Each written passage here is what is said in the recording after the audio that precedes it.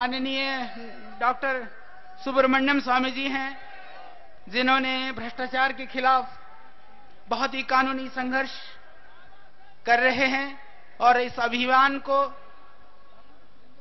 राष्ट्र अभियान बनाते हुए लक्ष्य तक पहुंचाने में आप लगे हुए हैं।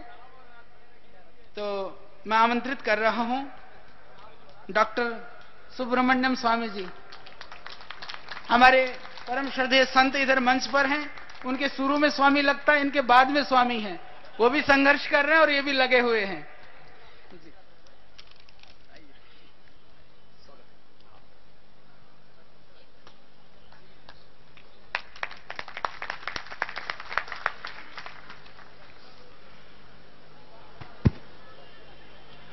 श्रद्धेय पूजनीय बाबा रामदेव जी, इस मंच में बैठे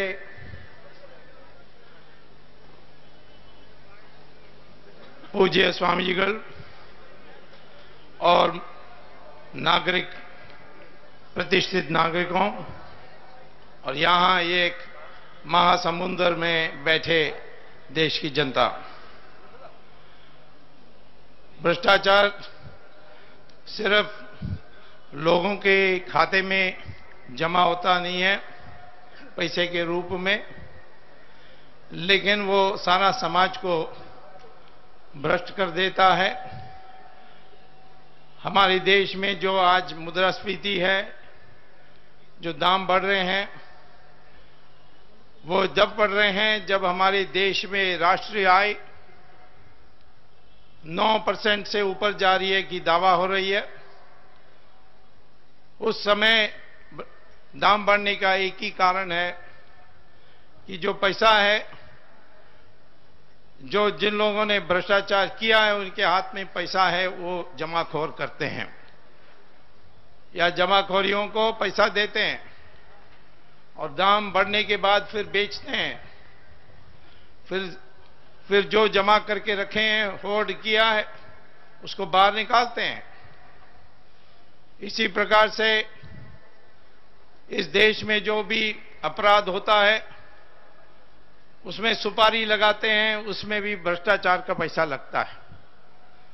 लेकिन जो 2G स्पेक्ट्रम हुई है,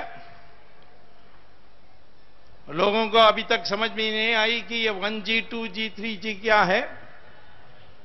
ये तो आकाश में जो चलती एयरवेव्स हैं, उसका विभिन्न जो प्रकार हैं, उसका एक 1G, 2G, 3G होता है। लेकिन जब मनमोहन सिंह से पूछा गया कि आप जानते हो 2G क्या है, उन्होंने कहा मैं जानता हूं सोनिया जी और राहुल जी, यही जानता हूं।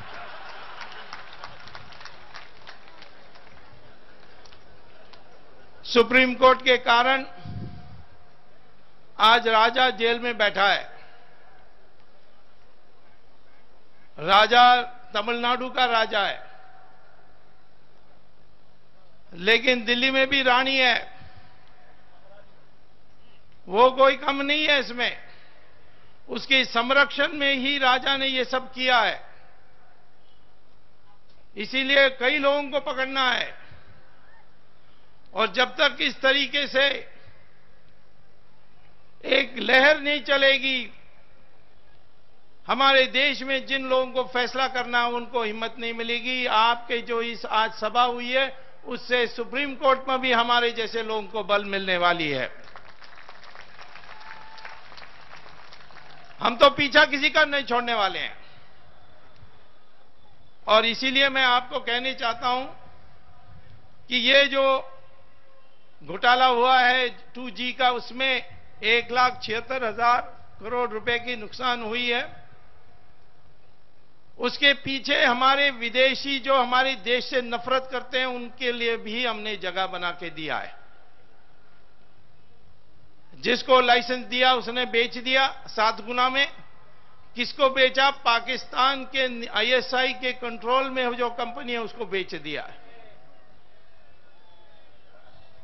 और उसी प्रकार से दूसरे ने 8 गुना दाम पर बेच दिया अपनी लाइसेंस जो उनको दिया गया। और वो उन्होंने उस कंपनी को दिया जो चाइना के डिफेंस मिनिस्ट्री की इक्विपमेंट में हमारे देश में टावर लगाएगी। राष्ट्रीय सुरक्षा के लिए इनको कोई चिंता नहीं। इसीलिए भ्रष्टाचार बढ़ते जाएगी तो देश भी डूबेगी।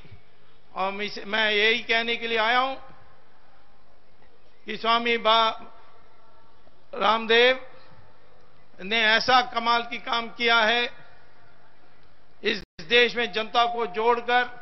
ये हमारी इतिहास में साधु संतों का काम था, उन्होंने अपनाया है। साधु संतों की दिशा मार्गदर्शन के बिना कोई राजनेता कुछ नहीं कर सकता, कोई भी कुछ नहीं कर सकता है। इसीलिए राजा भी संतों के सामने नमस्कार करता था। ये हमारी परंपरा है, वो परंपरा आनी चाहिए। उसके साथ सनातन धर्म, जिसमें भौतिक विकास होने के साथ हमारे मूल्यों जो हैं, हमारी जो आध्यात्मिकता है, उसको भी भूले ना, उसका भी समन्वय करके ही हम पैसा बनाएं। पैसे के लालच पर ना रहें, तभी भ्रष्टाचार दीर्घकालीन में मिट सकती है। इसीलिए हमारे देश में साधु संतों की सहारा पर चलनी चाहिए।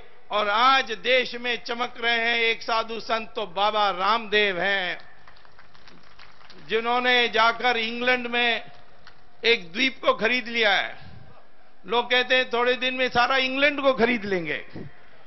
जो इंग्लैंड आकर हमारे देश को लूटा, 100 साल राज किया, एक बाबा रामदेव ने उस देश का बेड़ा गर्क करने के लिए, देश के लिए बदला लेने के लिए उन्होंने अपने साधु संत की भावनाओं से किया है। मैं तो सोचता हूं एक दिन सारा इंग्लैंड हिंदू बन जाएगा, वो बाबा रामदेव के कारण बन जाएगा। तो इसीलिए मैं कहूंगा, स्वामी जी संघर्ष करो और हम सारा पूरा पीछे खड़े हैं, आपके साथ चलेंगे। देश में, दिल्ली में नया राजधानी बनाएंगे इस देश को ऐसा राजधानी बनाएंगे कि जैसे पूर्वज में लोग कहते थे कि इतना शुद्ध और अच्छा देश कोई नहीं है, सोने की चिड़िया कहा जाती थी, वो देश को वापस लाने के लिए हम प्रयास करेंगे। परंतु हमें नेतृत्व चाहिए और आज नेतृत्व मिल गई है बाबा रामदेव का। उनका जय हो, आगे बढ़िए।